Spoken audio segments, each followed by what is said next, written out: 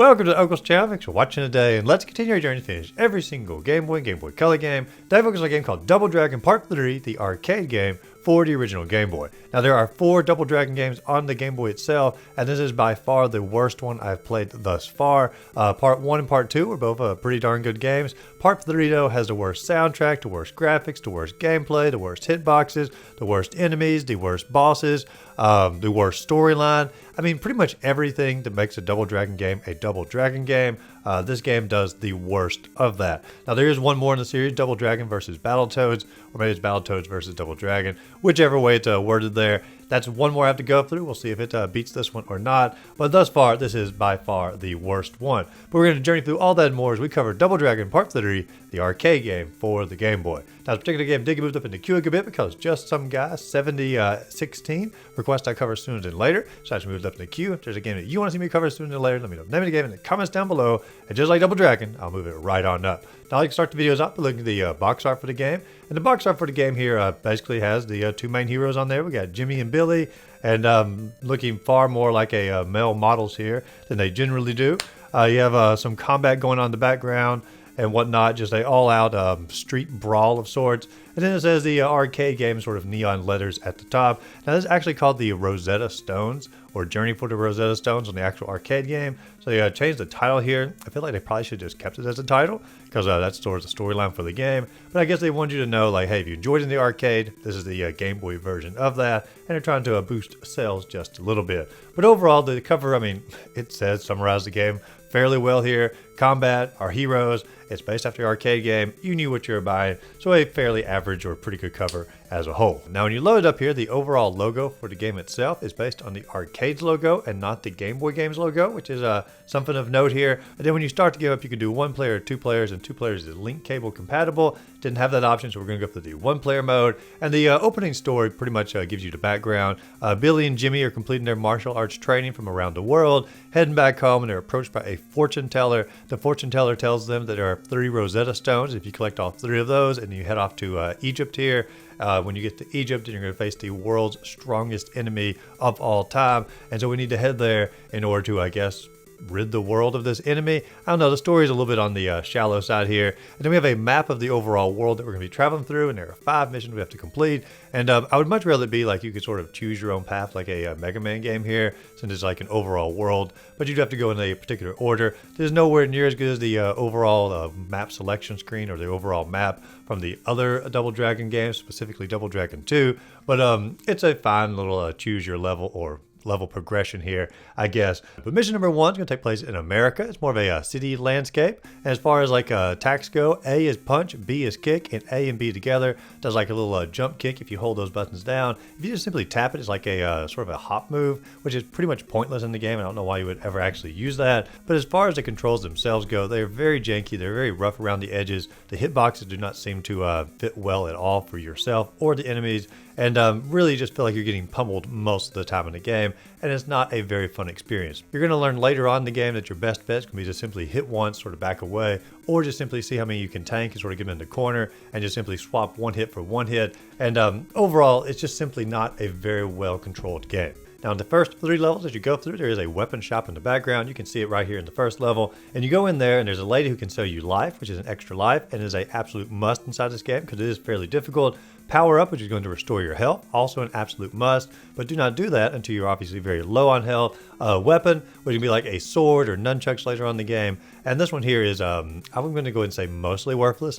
I really didn't find them to be very much better at all. And there's also a trick move that you can get, it's like a roundhouse kick, also fairly worthless. So really the only things you want to continue to buy here are going to be power up and life, and just sort of ignore the rest. And if you do focus on those 2, you'll always have enough money to replenish those as needed. Now, as far as the enemies go in the America cityscape, you do have a small variety of thugs. I think there's only like 2 or 3 different ones that you attack here. There is a antique car in the background at one point, very standard for a street level. And there's also a Power Records in the background. Obviously, a play on Tower Records, just a little bit more powerful of sorts for a dynamic game like Double Dragon here. But you take out the street thugs and you head off into your first building, which would be a box factory, sort of a callback to one of the earlier Double Dragons here. And you go in there and there's these motorcyclists who are coming through, and you try to hit them off as they go through, and you're like, really? Motorcyclists in a box factory? Shouldn't they have put this in the first level on the street and not on a box factory next to these conveyor belts?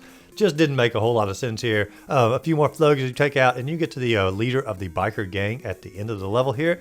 And this is a terrible sprite compared to what he's supposed to look like in the arcade version. I had to look it up because I was like, I don't even know what I'm looking at here, pretty much from the waist up. But they did a very poor job of rendering this particular sprite in the Game Boy. As far as strategy wise, sort of taking one hit for one hit or getting off to the side here is going to be your best bet, but overall just sort of a crappy boss. And once you do take him out, the little fortune teller lady shows back up and says that you need to head to China in order to get the first Rosetta Stone. And it sort of brings up the idea of like, what was the point of the first level if we're not actually trying to get a Rosetta Stone? It almost feels like the cutscene at the beginning of the game would have fit better right here as far as like heading back to New York, revisiting the box factory from the earlier games, perfecting your martial arts skills, and then the fortune teller show up to instruct you of where you need to go over to Rosetta Stone. But I digress. It just seems like a little bit of poor storytelling on their part. But regardless, we head off to mission number 2, which can be in China. As far as aesthetic wise go, you have very much of a wooded area here, a little wooden cabin in the background for your weapons center to upgrade your character, or if you want to get like different weapons and things, which once again I do not recommend doing. But as far as enemies go, you do have some fellow martial artists you're fighting against. You have sumo wrestlers in suits, or at least it appears that way.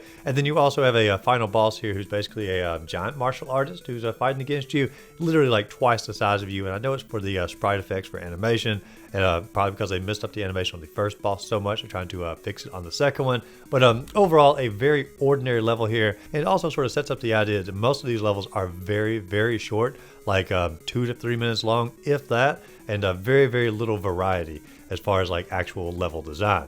Now mission number 3 is going to take us over to Japan. You have a traditional Japanese inner estate here, samurai warriors that you're fighting against. There's some of the harder ones here, and the boss is a true ninja here, one of the better bosses inside the game. You can sort of take him out pretty easily with like the jump kicks here, but also like about halfway through his health he splits into 2 separate parts, which I think is part of a allusion to like an earlier enemy in a Double Dragon game. I could be wrong on that, but splits into 2 separate parts, and you have to fight the 2 individual ninjas. The best boss inside the entire game if you ask me, but it's also the easiest, which is probably going to influence my opinion to a degree. And then mission number 4 has us heading off to Italy, the Roman Colosseum in particular, and you have the most macho looking archers that you're ever going to see in your entire life here, completely shirtless, just simply wearing their underwear, and they have these giant bow and arrows. They shoot out at you if you get too close. They actually take the bows and hit you themselves with it, and very powerful, very hard to avoid, and some of the hardest enemies in the entire game. And so you take as many as you can out, you get to the end of the level. You then go against the boss character here, a very armored samurai warrior, has a spear that he's trying to poke you with. A very cool looking enemy, not necessarily my favorite in the game, but a cool looking enemy nonetheless. And then mission number 5 is heading us off to ancient Egypt here, and there are 4 or 5 individual parts to this particular level, and it feels like these individual parts are just as long, if not longer, than some of the other full levels in the game. So it's sort of odd that they divided it up in this particular way. But part 1 is going to be the pyramids in the desert, and you can see them in the background. There's motorcycles who are going to come by. You simply have to knock them off the motorcycles. There's like 4 or 5 of them here, and once you take them out, then you go into I guess like a swamp area, so like maybe like the Nile River if I was going to guess.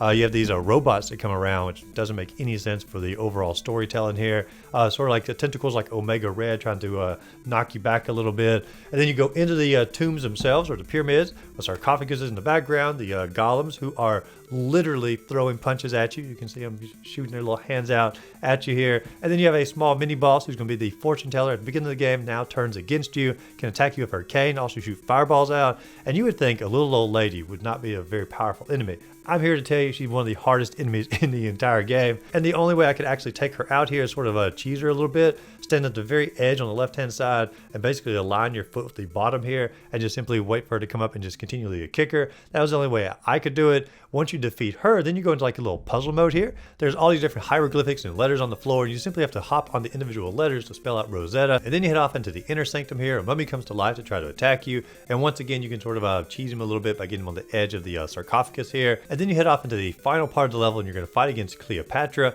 which lore-wise does not make any sense at all, and historical-wise does not make any sense at all either. She throws like little sunbeams or little energy balls out at you. I found that the best strategy is simply get her off to the bottom left-hand side of the corner, keep hitting her there. She can't back up any further, and so therefore she can't like regroup to get her energy balls going, and you can have her taken out pretty quick. It's not a completely foolproof method, but it was the best that I could come up with here. And then the ending says that you found the treasure, you're going to give it to charity, because I guess the Double Dragon Brothers are just so incredibly kind. And they said if the final stone is ever found, it will change the world. And I can't help but think to myself, like, I thought we already found all the Rosetta Stones in this game, but like I said, the storytelling is very sketchy. And then the credits begin to roll and there's no exit music or a final music for the game, just simply going to repeat the overall boss soundtrack, which is also disappointing. But let's talk about this game as an overall, because me personally, I just really did not care for it a whole lot, especially in light of the first two Double Dragon games. It just definitely feels like a lesser sequel here. I didn't enjoy the combat of it anywhere near as much. There's no like extra cool moves or mix up of the moves as far as like animations go.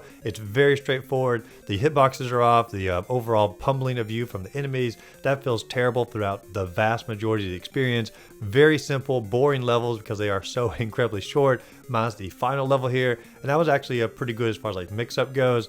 The bosses overall are not very good, not very well inspired. I'd say the old lady with the cane is probably my favorite boss in the game. I know I said earlier it's the ninja that split in two because it harkens back to an earlier Double Dragon, but I don't know, something about a fortune teller, old lady with the cane is going to probably take the cake here as far as the best boss in the game. The overall OST or the soundtrack is nowhere near as good as the first two games. Those games both had individual songs that were truly top tier. Not a single good song in this entire experience, and very repetitive. And as far as the storyline goes, I really wanted to like the story. I like ancient Egypt. I like the idea of the Rosetta Stones. I like the fortune teller, but it just came together so poorly.